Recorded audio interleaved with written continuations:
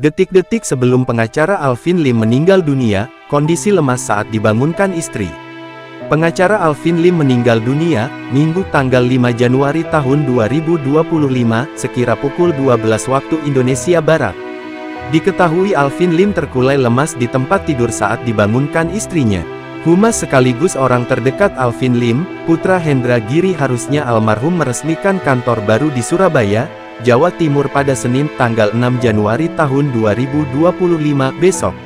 Namun, kesehatan Alvin Lim menurun sebelum berangkat ke Surabaya dari Jakarta pada Minggu pagi ini.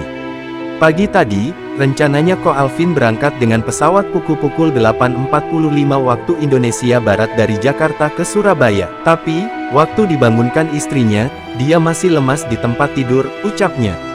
Setelah berdiskusi dengan keluarga, termasuk istrinya dan rekannya, akhirnya keberangkatan Alvin Lim ke Surabaya pun ditunda. Ya sudah, kita reschedule saja pesawatnya ke sore pukul 18 waktu Indonesia Barat, begitu katanya, ucap putra.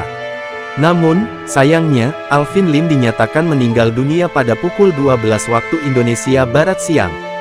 Melansir tribunnews.com, Alvin Lim meninggal dunia setelah menjalani cuci darah di Rumah Sakit Tangerang, Banten.